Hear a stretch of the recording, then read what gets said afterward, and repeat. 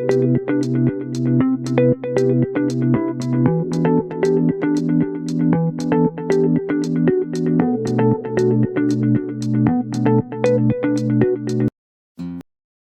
တွေးကြည့်ဘူးလားတက်ရှိတကူရဲ့အစဟာမမြင်နိုင်လောက်အောင်တင်းငယ်တဲ့ cell တစ်လုံးကနေစခဲ့တဲ့ဆိုတာကိုလေဒီနေ့တော့အဲ့ဒီ cell လေးကနေလူသားတစ်ယောက်အဖြစ်6လအတွင်းဘယ်လိုများအောက်ဖွယ်ရာပြောင်းလဲလာတယ်လဲဆိုတဲ့ခရီးစဉ်ကိုအတူတူရှောင်လန်းကြည့်ကြရအောင်တကယ်တော့လေဒီမေကုန်းကတက်ဖန်ပညာရဲ့အကြီးကျယ်ဆုံးအောက်ဖွယ်ဒီထဲကဒီခုပါပဲ cell တစ်လုံးတည်းကနေမျက်လုံးတွေနှလုံးတွေဥနောက်တွေနဲ့ပြည့်စုံတဲ့လူသားတစ်ယောက်အဖြစ်ဘယ်လိုများတည်ဆောက်လာခဲ့တာကဲအဖြေကိုအတူတူရှာကြည့်ကြတာပေါ့ဒီခီးစဉ်ကြီးကိုပိုရှင်တော့အောင်အခန်း3ခန်းခွဲပြီးပြောတော့မယ်ပထမ3လဒုတိယ3လနဲ့နောက်ဆုံး3လဆိုပြီးတော့ပေါ့ဒီ timeline ကကျွန်တော်တို့ရဲ့လမ်းညွှန်ပဲဒလချင်းစီမှာပါတီဖြစ်နေလဲဆိုတာကိုပြီးတာတော့ကြမှာဟုတ်ပြီဒါဆိုပထမဆုံးအပိုင်းကိုဆက်လိုက်ကြအောင်ပထမ3လပါပေါ့ဒီကာလကတကယ်ကိုရေးကြည့်တယ်အိမ်တလုံးစောက်တယ်လို့ပဲအခြေခံအဆောက်အုံဒီအားလုံးကိုတိစောက်တဲ့အချိန်အုံးမဲ့ချခဲ့ကာလလို့ပြောလို့ရတယ်ကဲခီးစင်ရဲ့အစပထမဆုံးလား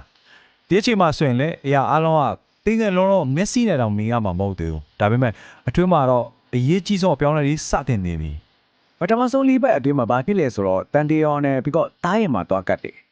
အဲ့အချိန်မှာခလေးငယ်ဆိုတာဆန်စစ်တစ်စိထက်တောင်သေးသေးလေးဆဲဆုဝေးလေးတစ်ခုပဲရှိသေးတာ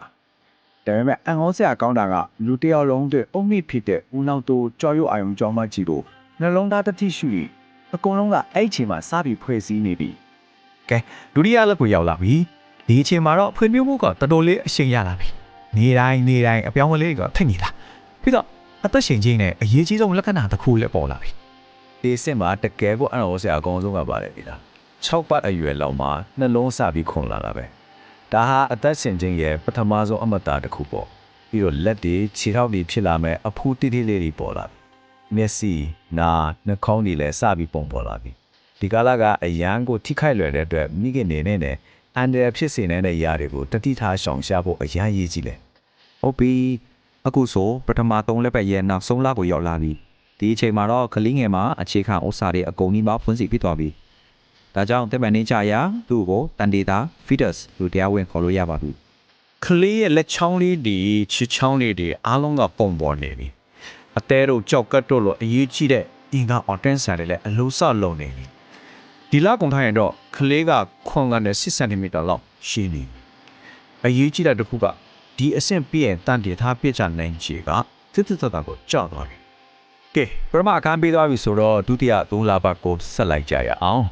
ဒီကာလကိုတော့တန်တေသားလေးကသူ့ပတ်ဝန်းကျင်ကိုစပြီးတိလာတဲ့နိုးဖေးချင်းကာလလို့တင်စားကြည့်ရအောင်စတုထလက်ကတော့မိခင်နဲ့ကလေးကြားကအဆက်တွေမို့အတွက်တကယ်ကိုအထူးခြားဆုံးလလေးထဲကဒလပဲဘာလို့လဲဆိုတော့မိခင်ကကလေးရဲ့တည်ရှိမှုကိုပထမဆုံးအကျင့်ကိုယ်တိုင်ကိုယ်ကြခံစားရတော့မှာမို့လို့ပဲအဲ့ဒါကို quickening လို့ခေါ်တဲ့ဆိုလိုတာကမိခင်ကတန်တီသားလေးရဲ့ lip ကြတော့မှခက်တယ်လို့မျိုးနူးနူးညံ့ညံ့လူရှားမှုလေးတွေကိုစပြီးခံစားမိတာပေါ့ဒါဟာမိခင်နဲ့ကလေးကြားမှာပထမဆုံးအကျင့်ထိတွေ့ခံစားလို့ရတဲ့စက်သွယ်မှုပဲဒါတည်းမဲ့လားဆိုတော့မဟုတ်တယ်ဘူးဒီလမှာကလေးရဲ့မျက်နှာကပိုပြီးတော့ပြီးဖြစ်လာပြီးနှလုံးခုန်တန်းကိုလည်းတော့ဖလာဆွဲကရိယာနဲ့ရှင်းရှင်းလင်းလင်းကြားနေပြီး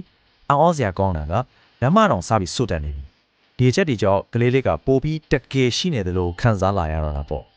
တန်ကြမလာရောက်တော့တာတီသားလေးကအားကစားသမားလေးတယောက်လိုပဲလှူရှားမှုတွေကပိုအားကောင်းလာတယ်ပြီးတော့သူ့ရဲ့နူးညံ့တဲ့အသားရည်ကိုကာကွယ်ဖို့အတွက်အထူးအလွယ်လဲစပြီးဖွဲ့စည်းလာပြီကလေးကအရင်ကထအများကြီးပို့လှူရှားလာတယ်လင်တာကန်တာအကျော်စန်တာတွေလှုပ်လာတယ်သူ့ရဲ့ခန္ဓာကိုယ်မှာလန်နူဂိုလို့ခေါ်တဲ့နူးညံ့တဲ့အမွှေးနှုတ်လေးတွေပေါက်လာတယ်ပြီးတော့ varnix လို့ခေါ်တဲ့အဖြူရောင်ဖျောင်းလို့အလွာလေးကသူ့အသားရည်ကိုရေမြွာရည်ထဲမှာအကြိုင်နီလို့နူးမတော်အောင်ကာကွယ်ပေးထားတယ်6လအရွယ်မှာတော့တန်တီသားလေးကသူ့ပတ်ဝန်းကျင်ကပပကြီးကိုစတင်ပြီးတော့တည်လာပြီသူ့ဘလို့များကြားနိုင်မြင်နိုင်ခံစားနိုင်လာတာလဲစက်ကြည့်ကြအောင်ဒီအချိန်မှာကလေးကအတန်တီအလင်းရောင်တွေထိတွေ့မှုတွေကိုစပြီးတုံ့ပြန်တက်လာပြီဒါကသူဟာပြင်ပကဘာနဲ့စပြီးချိတ်ဆက်နေပြီဆိုတဲ့သဘောပဲအရေးကြီးတဲ့အစုပ်တွေကတော့ဆက်ပြီးဖွံ့ဖြိုးနေတော့ဒါပေမဲ့အသက်ရှူဖို့အတွက်တော့အဆင်သင့်မဖြစ်သေးဘူးဟုတ်ပြီအခုဆိုရင်တော့ခီးစဉ်ရဲ့နောက်ဆုံးအခန်းတတိယ3လပတ်ကိုရောက်လာပါပြီဒီကာလကတော့ကြီးထွားဖို့ရင်းကျက်ဖို့နဲ့မွေးဖွားဖို့အတွက်နောက်ဆုံးအဆင့်ပြင်ဆင်မှုတွေလုပ်တဲ့အချိန်ပဲ နောက်ဆုံး3လကတော့ပြင်းပကဘာမှာရှင်းတန်းနိုင်မှုအပိသက်ပြင်ဆင်တဲ့ကာလပေါ့ကိုလေးချင်းလေးတက်လာမယ်အနွေးသက်ရဖို့အတွက်အစီအလွာတွေဖွဲ့စည်းမယ်ဦးနှောင်းကလည်းအံ့ဩစရာကောင်းလောက်အောင်ရှိန်နဲ့ဖူးပြိုးလာပြီးမျက်လုံးတွေဖွင့်လိုက်ပေးလိုက်လုံနိုင်ပြီအရေးကြီးဆုံးကတော့အဆုတ်တွေကပထမဆုံးအသက်ရှူမှုအတွက်အစင်းတင်းထက်အောင်ရင်းကျက်လာပဲဒါတွေအားလုံးပြီးရင်တော့ခရီးစဉ်အသစ်စတဲ့မှုအတွက်ခေါင်းအောက်ဆိုင်ပြီးအနေထားအသင့်ပြင်ဆင်ပါတော့မယ်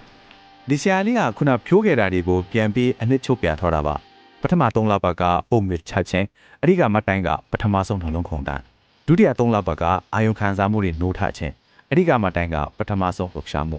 နောက်ဆုံးတတိယ3လပတ်ကတော့ရင်းကျက်ချင်းအဓိကမတိုင်းကအစုပ်ပွားချိုးမှုရှင်းနေပဲ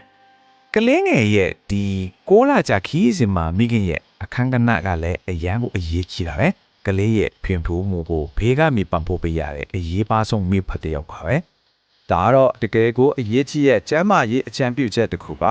နှစ်နာရီအတွင်းမှာကလေးလှုပ်ရှားမှု10ချိန်အောက်နည်းနေတယ်ဆိုရင်ဆေးဘက်ဆန်ရအကူအညီကိုချက်ချင်းရယူရပါမယ်ဘာလို့လဲဆိုတော့တန်တေသားရဲ့လှုပ်ရှားမှုဟာသူကျမ်းမာနေတယ်ဆိုတာကိုပြနေတဲ့အဓိကလက္ခဏာတစ်ခုဖြစ်နေလို့ပါပဲ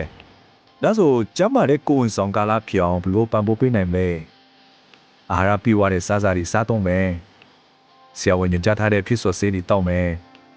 ကိုယ်ဝန်ဆောင်စောင့်ရှောက်မှု ANC ကိုအချိန်တိုင်းမှန်သွားမယ်အနားများယူပြီးစိတ်ဖိစီးမှုတွေရှောင်မယ်ပြီးတော့အန်တရရှိတဲ့လောက်ဆောင်မှုတွေကိုရှောင်ကျင်ရပါမယ်အဆုံးသတ်အနေနဲ့ပြောချင်တာတော့ဒီကိုလာချာခီးစင်ကတော့အဆုံးသတ်သွားပြီဒါပေမဲ့ဒါအဆုံးသတ်တစ်ခုမဟုတ်ပါဘူးတက်တာခီးစင်တက်တစ်ခုအစတင်ဖို့တဲ့အစဖြူချင်းတစ်ခုတာဖြစ်ပါတယ်